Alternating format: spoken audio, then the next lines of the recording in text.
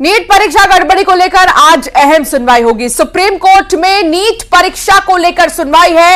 NTA ने high court की याचिकाओं को सुप्रीम कोर्ट में ट्रांसफर करने की मांग की थी।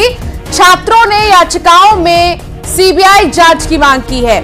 छात्रों ने याचिका में नीट परीक्षा दोबारा कराए जाने की मांग की है और आज सुप्रीम कोर्ट की बेहद ही अहम सुनवाई।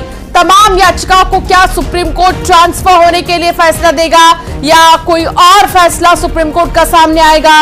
एनटीए को लेकर क्या कहता है सुप्रीम कोर्ट? छात्रों की जो मांग है, एक याचिका छात्रों ने डाली है सीबीआई जांच की मांग को लेकर और री नीट की जो मांग उठ रही है उस पर कोर्ट की तरफ से आज क्या कहा जाएगा, यह देखना बेहद खास हो जाता है। सुशील पांडे संवाददाता साथ जुड़ गए हैं। सुशील, आज बहुत सी ऐसी चीजें हैं, बहुत ऐसे महत्वपूर्ण याचिकाएं हैं जिन पर सुनवाई होनी है।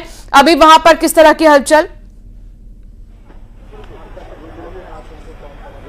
जी देखिए, साफ तौर से अपने आप में एक महत्वपूर्ण सुनवाई मानी जा रही है क्योंकि टोटल 50 याचिकाएं आज सुप्रीम कोर्ट में लिस्टेड हैं, जिसमें 20 छात्रों ने सुप्रीम कोर्ट में याचिका दाखिल करके इस पूरी परीक्षा को न केवल रद्द करने की मांग की है बल्कि 620 अंक जिन जिन छात्रों के इस पूरे मामले में आए हैं उन तमाम छात्रों के अंकों की जांच किसी फॉरेंसिक डिपार्टमेंट या फिर सीबीआई से कराने की मांग की गई है।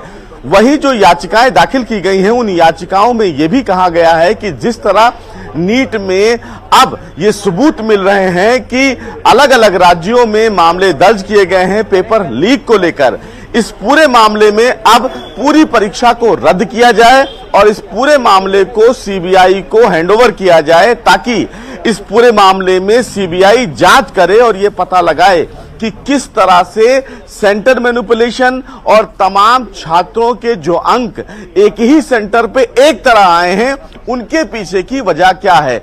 निश्चित रूप से नीट की परीक्षा को लेकर एनटीए शुरू से ही सवालों के घेरे में रहा है।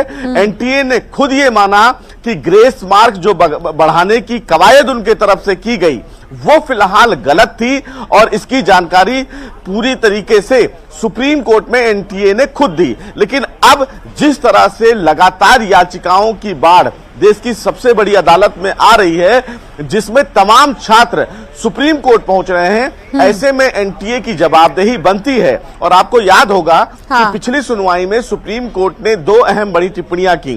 पहला कि अगर 0.01 खामियां किसी भी की तरफ से पाई गई तो सुप्रीम कोर्ट किसी को छोड़ेगा नहीं।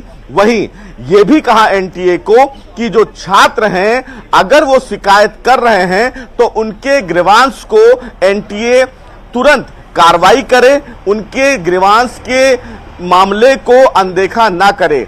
सुप्रीम कोर्ट ने कहा कि किसी भी छात्रों के द्वारा किया गया मेहनत वो बेहतर तरीके से समझते हैं, लिहाजा छात्रों में किसी भी तरीके का डर का माहौल ना हो।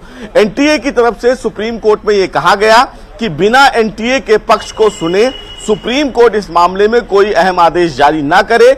सीबीआई की जांच को लेकर भी याचिकाएं पहले भी सुप्रीम कोर्ट में दाखिल की गई थी जिस पर सुप्रीम कोर्ट ने एनटीए और सेंटर को नोटिस जारी किया है और 8 जुलाई के लिए इस पूरे मामले को लिस्ट किया है। लेकिन यह देखना बेहद अहम होगा कि जिस तरह तमाम छात्र नीट की परीक्षा को लेकर सुप्रीम कोर्ट पहुंच रहे हैं, ऐसे में सुप्रीम कोर्ट की जिम्मेदारी भी बहुत अहम है कि इस पूरे मामले को लेकर सुप्रीम कोर्ट आगे कैसे बढ़ता है, क्योंकि न केवल परीक्षा रद्द करने की मांग की गई है बल्कि उन तमाम छात्रों को भी राहत देने की बात कही गई है जिन्होंने कोर्ट का दरवाजा ही नहीं खटखटाया। एनटीए ने तो 1563 छात्रों के ग्रेस मार्क को रद्द करने का फैसला ले लिया, लेकिन उन छात्रों के बारे में नहीं बताया जो बार बार ये आरोप लगा रहे हैं कि सेंटर मैनिपुलेशन हुआ, कुछ लोगों के नंबर बहुत ज्यादा एक्सीड किए गए। तो इन तमाम पहलुओं पर क्यों एनटीए आगे नहीं आ रहा है? हालांकि एनटीए की तरफ से कहा गया कि एक कमेटी बनाई गई है और वो कमेटी जांच कर रही है। खुद केंद्रीय शिक्षा मंत्री ने कहा कि इस पूरे मामले में जो खामियां बरती जाएंगी उनमें किसी को नहीं छोड़ा जाएगा। लेकिन पेपर लीक एक बड़ा मुद्दा है और उस पेपर लीक के मामले में अभी ना तो एनटीए कुछ बोल रही है और ना ही सरकार कुछ बोल रही है। लेकिन जो सबूत और तथ्य मिल रहे हैं उन सबूतों और तथ्यों के आधार पर यह माना जा सकता है कि जो नीट की परीक्षा हुई उस नीट की परीक्षा में पेपर लीक की भी संभावना है।